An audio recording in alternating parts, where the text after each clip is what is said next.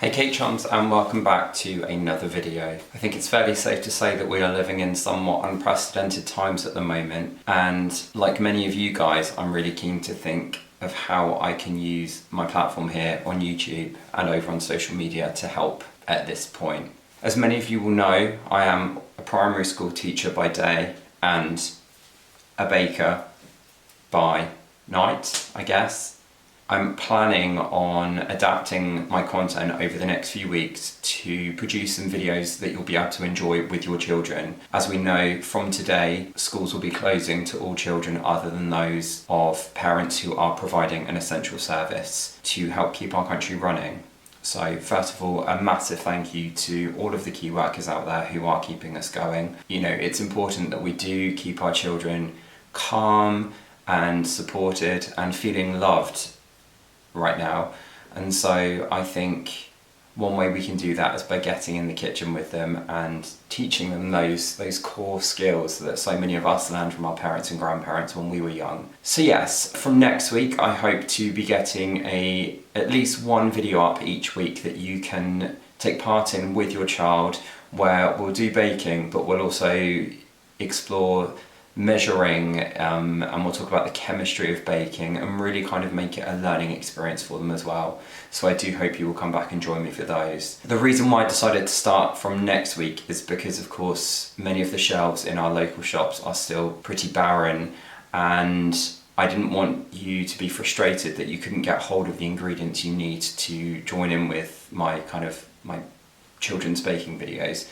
With that in mind, I wanted to use this week's upload to help you out if you are struggling to find certain ingredients on the supermarket shelves, specifically bread. And so I've spent the last few days scouring the internet to find the absolute easiest bread recipe that I can find, so that if you are struggling to get hold of some bread, you'll be able to whip up some of your own without too much faffing around. But anyway, let's get to the video.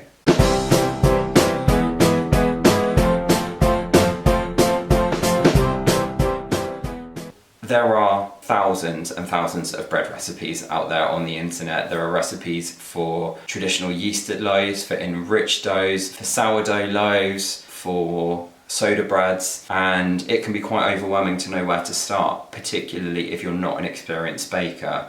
So I've spent the last few days kind of looking at different recipes, referencing what I already had in my cupboard at home, because I intentionally didn't want this to be something that you have to go out and buy ingredients for, because that's kind of the point.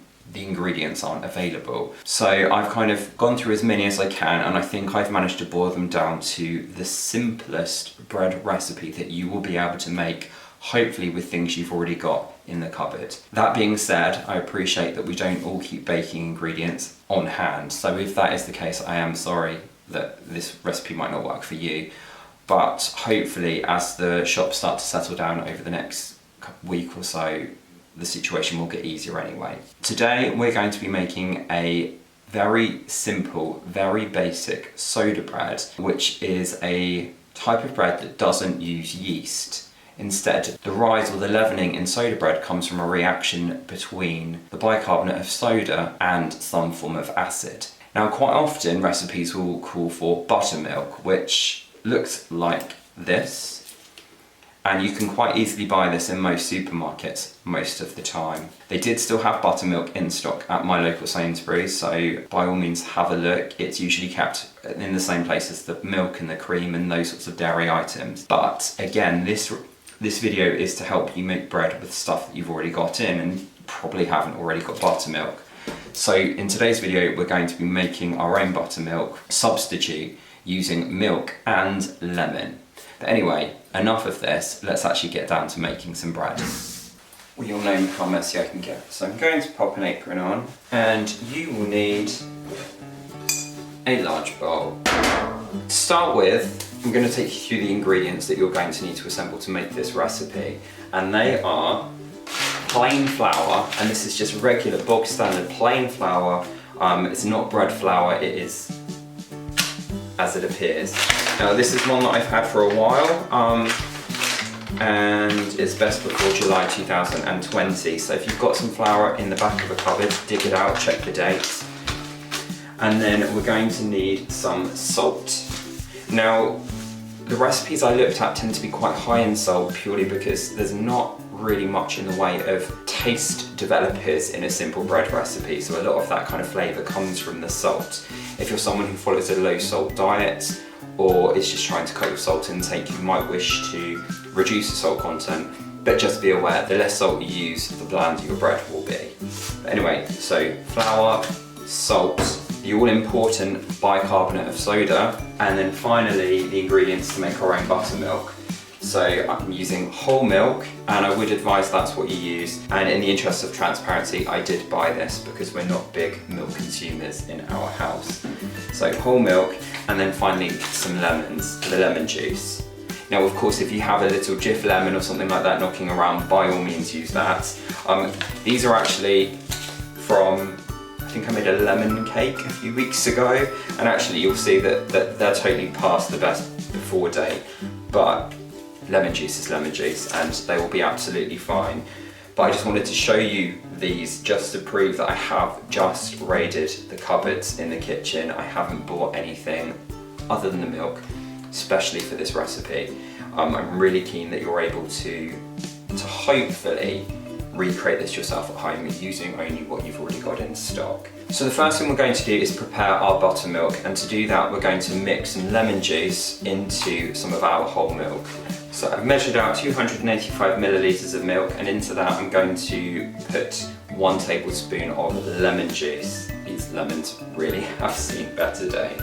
So I've managed to somehow lose my tablespoon measure, but simple conversion, 3 teaspoons is the same as 1 tablespoon. So I'm just going to go in with 1, 2, 3. And I'm just going to give that a little stir and leave it to sit while I assemble the rest of the ingredients. So into my large bowl, I'm weighing out about 350 grams of plain flour. And I'm not bothering to sieve it because I never do when I'm making bread. That might be a terrible habit to be in, but that's what I always do. And then into the flour I'm going to add 1.5 teaspoons of salt. I did say it was a lot.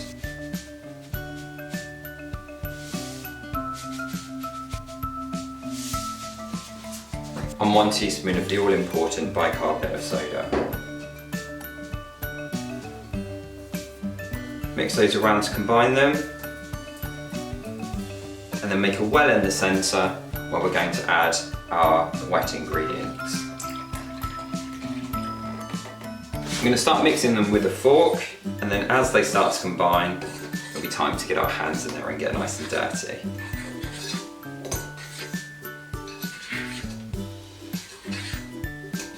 And one of the wonderful things about soda bread is that it is so adaptable, so you can mix lots and lots of different ingredients with it to add different flavours and textures. One of my favourite recipes for an Irish soda bread involves adding roasted red onion and goat's cheese. So kind of once you've mastered this basic version, you can absolutely start experimenting with it and trying all sorts of different things. If you do find that the ingredients aren't quite coming together, you can add an extra little sprinkle of flour.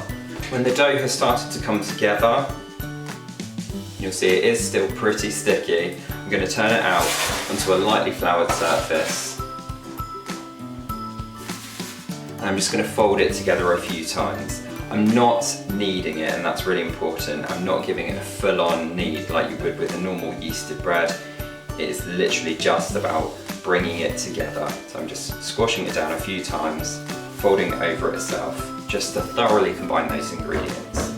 When that's all come together, it's time to transfer it to a baking sheet. Sprinkle the sheet with a little bit more flour, which will just stop the bread from sticking, and then place your dough in the middle in just a natural circle shape.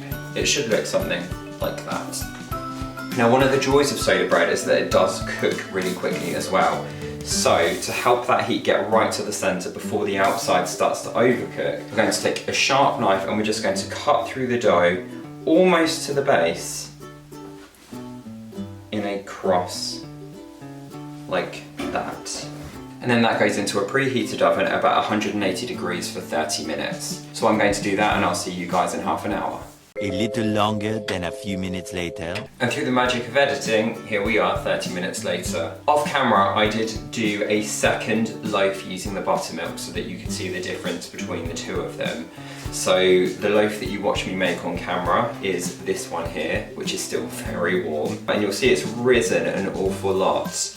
And then this is the loaf that was made with the buttermilk, which is much more like the sort of rise I would expect from a soda bread loaf. So really interesting to see the difference between the two. Now, I'll be honest with you, I've never made a sourdough loaf using the milk and lemon mixture until I made this one. So really interesting to see the difference between the two. But I think the important thing is going to be to cut into these and actually check them out. So I've got my bread knife, and as I say, these are still warm from the oven, so they should be absolutely delicious. You can hear they've got a really nice crust on them. And the great thing about them too is that actually they make a really nice tear and share loaf. So, you know, if you want something that you can have with your dinner or have on the side of some soup or some stew. So this is the traditional soda bread made with the buttermilk. That's what the crumb looks like inside. And then if I do the same thing on the other one, let's see what that one looks like. So you'll see in terms of the internal crumb structure, they are actually very, very similar. And they both smell absolutely gorgeous. So cut a little slice. I'm going to pop a little bit of spread. I say a little bit, that's actually quite a lot of spread. But you know, fresh bread out of the oven.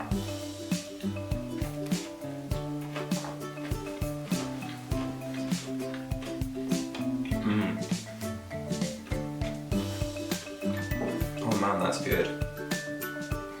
But bearing in mind how quick it was to assemble those ingredients together and get that in the oven, absolutely a super awesome recipe just to keep in your back pocket, you know, if you do find yourself unable to get hold of any bread over the next week or so. I do hope you found that useful, and if you do have any other requests of any recipes that I can help you out with in the short term, for example fresh pasta or anything, you know, recipe ideas using what you've already got in your cupboard, almost like ready steady cook I guess, do get in touch. You know, I am someone who is really passionate about food, really passionate about baking, and not just sweet baking. So, you know, if you need some ideas, if I don't have a recipe myself, I'm sure I can point you in the right direction of one. Anyway, as I said before, I am planning on using my YouTube channel right here as a way to kind of try and help you guys through the next few weeks of uncertainty while we don't know what's going on. And if I can use my combined knowledge of being a teacher and being a baker to just help support you with keeping the children busy and entertained, and finding some fun way to use food and to use cookery as a way to help them stay on top of their learning while they're at home, then that's something that I'm absolutely thrilled and honoured to be able to do. Obviously, if you haven't already subscribed to Mr. Baker's Cakes here on YouTube and you would like to keep track of new videos as they come, then do make sure you hit that red subscribe button down there on the right. And if you ring the bell icon, that will make sure you get a notification every time I upload a new video. But in the meantime, guys, thank you so much for watching, as always. And I know I say it every time, but I really do mean it. Take care of yourselves, keep yourselves safe, follow the advice that we're being given, and we will get through this together. And hopefully get back to creating lots of fun and exciting recipes, cake decorating tutorials, and all sorts of other silly content as well. But anyway, yes, until next time, take care.